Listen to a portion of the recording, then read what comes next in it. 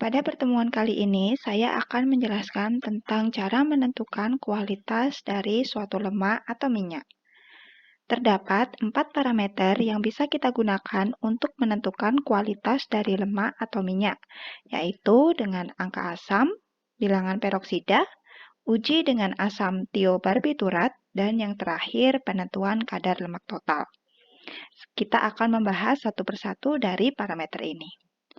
Yang pertama adalah angka asam. Angka asam menunjukkan jumlah asam lemak bebas yang terdapat dalam suatu lemak atau minyak. Asam lemak bebas itu sendiri merupakan asam lemak yang berada sebagai asam bebas, tidak terikat sebagai trigliserida. Angka asam dinyatakan sebagai jumlah miligram NaOH yang dibutuhkan untuk menetralkan asam lemak bebas yang terdapat dalam 1 gram lemak atau minyak.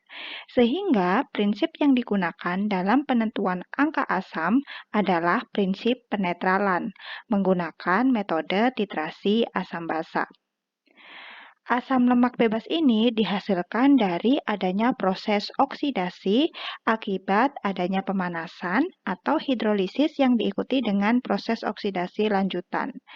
Adapun persamaan untuk menentukan angka asam seperti yang kalian lihat pada layar, yaitu angka asam sama dengan jumlah NaOH dikalikan normalitas NaOH dikalikan berat molekul dari NaOH karena di sini kita menggunakan bahasa NaOH dibagi massa sampel dalam bentuk gram.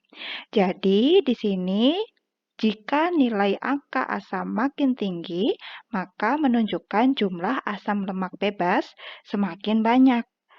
Oleh sebab itu, hal ini mengindikasikan bahwa tingkat oksidasi dari lemak atau minyak yang kita miliki juga semakin tinggi.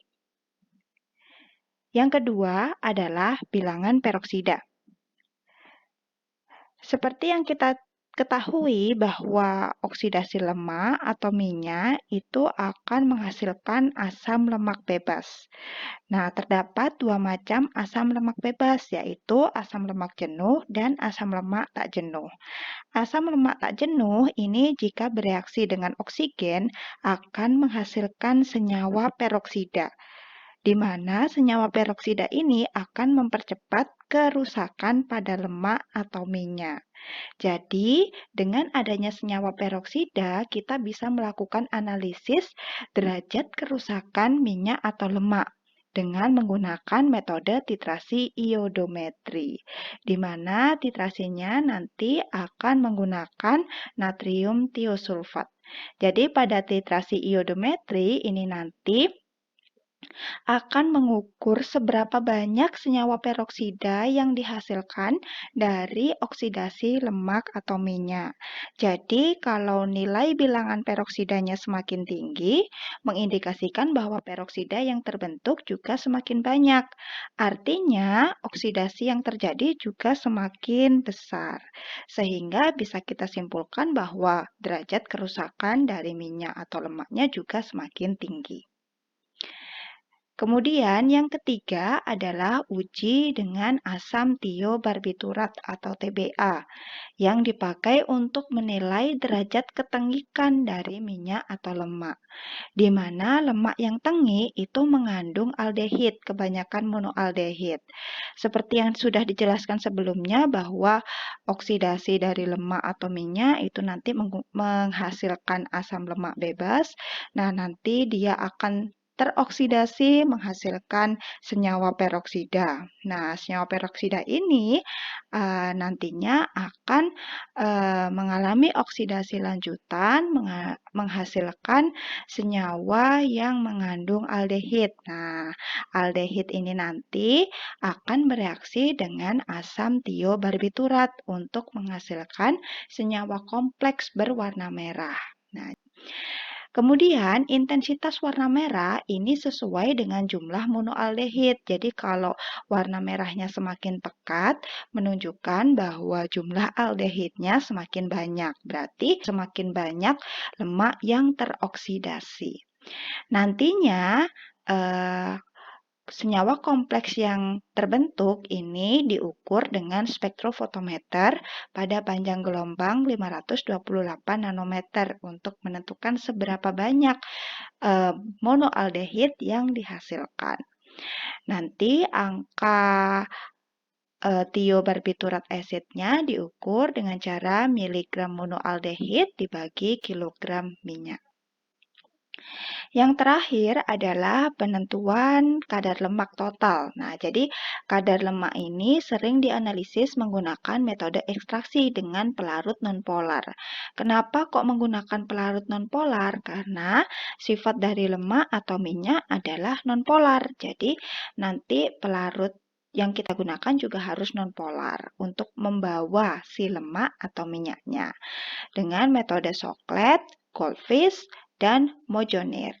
Kadar lemak juga dapat dianalisa tanpa menggunakan pelarut seperti metode Babcock-Gerber. Analisis kadar lemak yang umum digunakan adalah metode Soklet. Nah, ini yang kita gunakan juga di laboratorium untuk penentuan kadar lemak dengan Soklet. Prinsip dari metode Soklet adalah ekstraksi menggunakan pelarut yang selalu baru. Karena di dalam metode Soklet itu ekstraksinya berupa siklus-siklus. Nah, jadi nanti pelarut yang digunakan akan selalu baru. Sehingga terjadi ekstraksi kontinu dengan jumlah pelarut konstan karena adanya pendinginan balik. Nah, untuk menghitung kadar lemaknya seperti yang terlihat pada layar.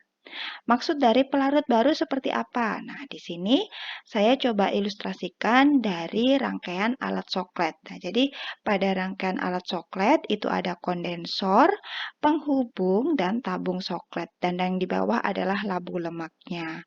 Jadi nanti yang dimaksud adalah pelarut selalu baru ketika nanti kita terjadi pemanasan di sini, pelarut akan naik ke tabung Soklet melewati ini. Nah, nanti di sini karena ada kondensor, maka uap tadi akan mengembun. Nah, nanti akan menetes di tabung Sokletnya. Dan terjadilah proses ekstraksi.